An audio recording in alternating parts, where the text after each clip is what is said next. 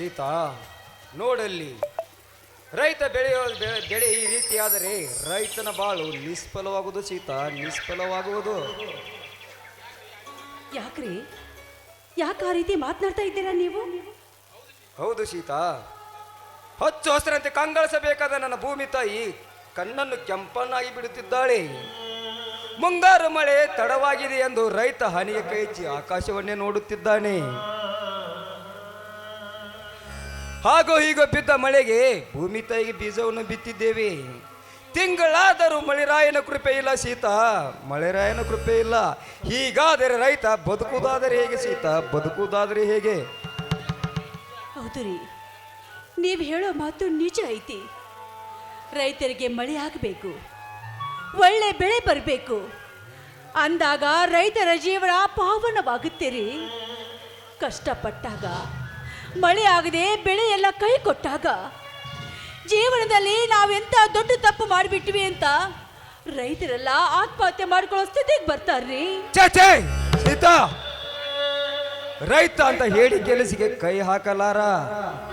ರೈತನಿಗೆ ಕಷ್ಟದ ಬೆಲೆನೂ ಗೊತ್ತು, ನಷ್ಟದ ಬೆಲೆನೂ ಗೊತ್ತು, ಜೀವನವನ್ನು ಹೇಗೆ ಸಾಗಿಸಬೇಕೆಂದು ಚೆನ್ನಾಗಿ ಗೊತ್ತು. ಕಷ್ಟಕ್ಕೆ ಕುಗ್ಗದೆ, ಸುಖಕ್ಕೆ ಹಿಗ್ಗದೆ ತಲೆ ಎತ್ತಿ ತಿರುಗವನೇ ಈ ನಿಜವಾದ ಮಣ್ಣಿನ ಮಗ ರೈತ.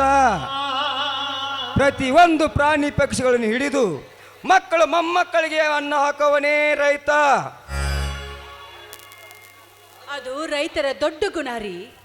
ಆದ್ರ ರೈತರನ್ನ ಮೋಸಗೊಳಿಸಿ ಕೋಟ್ಯಾನುಗಟ್ಟಲೆ ಹಣ ಗಳಿಸಿದ ರಾಜಕಾರಣಿಗಳೆಲ್ಲ ರೈತರನ್ನ ತಮ್ಮ ಕೈಗೊಂಬೆ ಅಂತ ಆಟ ಆಡಿಸ್ತಾ ಇದ್ದಾರ್ರಿ.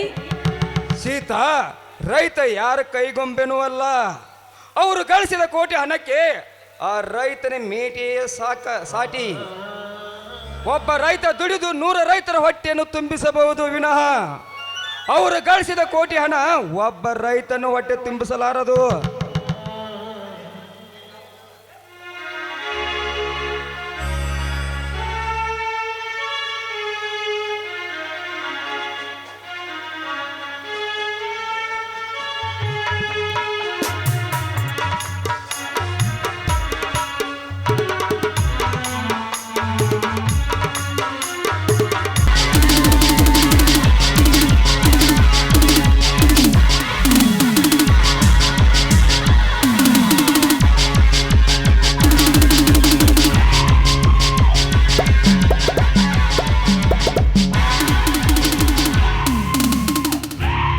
ನಮಸ್ಕಾರಪ್ಪ ಶಿವರಾಮಣ್ಣ.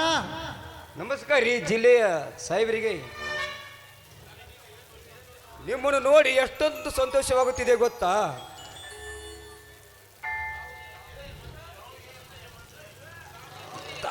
ತಾವು ಈ ಜಿಲ್ಲೆ ಮಂತ್ರಿಯಾಗಿ ನಮ್ಮ ಊರಿನ ಭೂಮಿಗೆ ಬಂದು ವೀಕ್ಷಣೆ ಮಾಡಿ ಯಾವ ರೈತಿಗೆ ಎಷ್ಟು ಬೆಳೆ ಹಾನಿಗೆ ನೋಡಿ ಬೆಳೆ ಪರಿಹಾರ ಕೊಡಲಿಕ್ಕೆ ಬಂದಿದ್ದೀರಾ. ನಿಮ್ಮನ್ನು ನೋಡಿ ತುಂಬಾ ಸಂತೋಷವಾಯಿತು. ಅಂತ ದೊಡ್ಡ ಮಾತಕ್ಕೆ ಶಿವರಾಮ್, ಬಡವರ ಕಷ್ಟ ನನ್ನಿಂದ ನೋಡೋದಕ್ಕೆ ಆಗುದಿಲ್ಲ. ರೈತ ಎಷ್ಟು ಶ್ರಮಿಸಿ ದುಡಿದರು ಅವನ ಶ್ರಮಕ್ಕೆ ತಕ್ಕ ಪ್ರತಿಫಲ ಸಿಗ್ತಾ ಇಲ್ಲ. ಇನ್ನು ಸರ್ಕಾರ ಕೊಟ್ಟ ಪರಿಹಾರ ವಾರದ ಸಂತೆ ಕೂಡ ಆಗುವುದಿಲ್ಲ.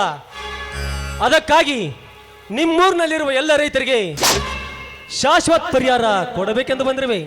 ಅಂದರೆ ನಿಮ್ಮ ಮಾತಿನ ಅರ್ಥ? ಅಲ್ಲೋ ತಮ್ಮ ಶಿವರಾಮ, ಅದು ನಾ ಹೇಳ್ತೀನಿ ಕೇಳಿ. ನೀವು 1 ಎಕರೆಗೆ ಎಷ್ಟು ಬೆಳಿತೀರಪ್ಪ? 20 ರಿಂದ 30 ಸಾವಿರ. ಆ 30 ಸಾವಿರದಾಗ ಬೀಜ ಕೊಟ್ಟು, ಗೊಬ್ಬರ ಕೊಟ್ಟು, ಆಳಿ ಕೊಟ್ಟು ನಿಮಗೆ ಉಳಿದಷ್ಟ 5 ರಿಂದ 10 ಸಾವಿರ ಉಳಿಬೇಕಾರೆ ಭಾಳ ಆಕತಿ. ನಮ್ಮ ಗೌಡ್ರು ಎಕರೆಗೆ 10 ಲಕ್ಷ ರೂಪಾಯಿ ಪರಿಹಾರ ಕೊಡ್ತೀನಂತಾರೆ. ಇದಕ್ಕೇನಂತಿ? ಅದು ಹೇಗೆ ಸಾಧ್ಯ ಗಡಿಬಿಡಿ? ಖರೀದಿ ಕೊಟ್ಟರೆ 6 ರಿಂದ 7 ಲಕ್ಷಕ್ಕೆ ಮಾರಾಟವಾಗದಿರೋ ಈ ಭೂಮಿ 10 ಲಕ್ಷ ಪರಿಹಾರ ಕೊಡುತ್ತಾರೆ ಅಂದರೆ ಅದು ಹೇಗೆ ಸಾಧ್ಯ? Correct Shivaram, correct. 6-7 ಲಕ್ಷಕ್ಕೆ ಮಾರಾಟವಾಗ ಈ ಭೂಮಿಯನ್ನು 10 ಲಕ್ಷಕ್ಕೆ ಡಿಮ್ಯಾಂಡ್ ಮಾಡಿ ಇಂಗ್ಲೆಂಡ್ ಬರುವ ನನ್ನ ಪಾರ್ಟ್ನರ್ ಕಟ್ಟಿಸಿ ಈ ಹಳ್ಳಿಯಲ್ಲಿ ಒಂದು ದೊಡ್ಡ ಫ್ಯಾಕ್ಟ್ರಿ ಕಟ್ಟಿಸಿ ಈ ಹಳ್ಳಿಯ ಜನರಿಗೆ ಈ ಫ್ಯಾಕ್ಟ್ರಿಯಲ್ಲಿ ಕೆಲಸ ಕೊಡಬೇಕೆಂದ್ರೆ ಸಾಹೇಬ್ರಿ,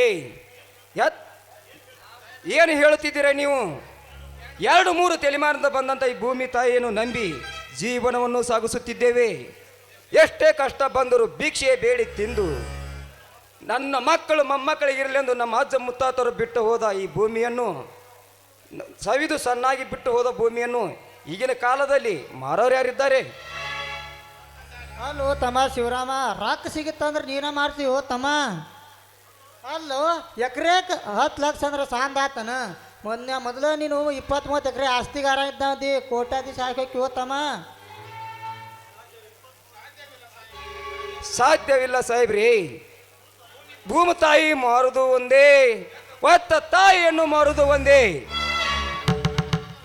ನನ್ನ ಪ್ರಾಣ ಹೋದರೂ ಈ ಭೂಮಿ ಒಳಗಿನ ಒಂದು ಗೇನು ಸಹ ನಿಮಗೆ ಬಿಟ್ಟು ಕೊಡುವುದಿಲ್ಲ. ಏನಂದ್ರೆ ಶಿವರಾಮ್, ನಿನ್ನ ಪ್ರಾಣ ಹೋದರು ನಿನ್ನ ಆಸ್ತಿಯನ್ನು ಮಾರದಲ್ವೇ? ನೀನೇ ಮಾರಬೇಕು ನಿನ್ನ ಆಸ್ತಿಯನ್ನು. ಅದು ನಿನ್ನ ಸ್ವಮನಸ್ಸಿನಿಂದ ಬಿಟ್ಟು ಕೊಡಬೇಕು. ಇಲ್ಲ ಯಾಕ್ರಿ, ಯಾಕೆ ಬಡವ್ರ ಮೇಲೆ ದೌರ್ಜನ್ಯ ಮಾಡ್ತಾ ಇದ್ದೀರಾ? ನಮ್ಮ ಆಸ್ತಿನ ನಮ್ಮ ಹಕ್ಕನ್ನ ಬಿಟ್ಕೊಡೋದಕ್ಕೆ ನೀವ್ಯಾರ್ರಿ? ನೀವ್ಯಾರ? ಲೇಸಿತ, ನಾನು ಯಾರು ಗೊತ್ತಿಲ್ಲಾರ್ದೆ ನನಗೆ ಹೋಟ್ ಹಾಕಿದೀಯಾ? ಅಂದ್ರೆ ನೀವೀಗ ಓಟ್ ಹಾಕಿದ ಪ್ರತಿಫಲ ತೀರ್ಸಾಕಿ ಇಲ್ಲಿ ಬಂದಿರೇನು? ಅಲ್ಲವ ತಂಗಿ ಸೀತವ, ಇದನ್ನ ತಿಳಿಯೋದು ಮಾತಲ್ಲಿ ಬಿಡ್ಬೆ. ಕೈ ತುಂಬ ದುಡ್ಡು ಕೊಡ್ತಾರ ಅಂದ್ಮೇಲೆ ಆಸ್ತಿ ಕಳ್ಕೊಂಡವ್ರು ಸಾವಿರ ಕೆಲಸನೂ ಕೊಡ್ತಾರ. ಆಸ್ತಿ ಕೊಟ್ಟು ರಾಜೀನಾಮೆ ಹಾಕಿ ಶಿವರಾಮನ ಅಪ್ಪನ ಗಂಟೆ ಹೋಗ್ಕಂತೀನಿ ನಾನು. ನೋಡು ಸೀತಾ, ನಿನ್ನ ಗಂಡನಿಗೆ ಹೇಳು, ನಾವು ಕೊಟ್ಟ ಹಣದಿಂದ ಬೇರೆ ಕಡೆ ಎಲ್ಲ ಆಸ್ತಿಯನ್ನು ಹಿಡಿದುಕೋ ಅಂತ.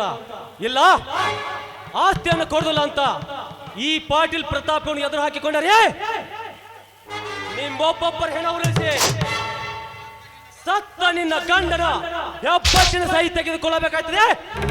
ಎಚ್ಚರ, ಗಡಿಬಿಡಿ. ನೋಡ್ರೆ, ಈಗಂದ್ರೂ ಸಿಂಪಲ್ ಆಗಿ ಯೋಚನೆ ಕೊಟ್ಟಿರಿ. ತಿಳ್ಕೊಂಡ್ರೆ ಉಳಿತಾನ, ಇಲ್ಲಾರ ಕರ ನಿಮ್ಮ ಕೈಯಾಸಕ್ಕೆ ಮ್ಯಾಗ ಹೋಗ. ನಡ್ರಿ ಹೋಗೋಣ. ನಡೆಯಲಿ.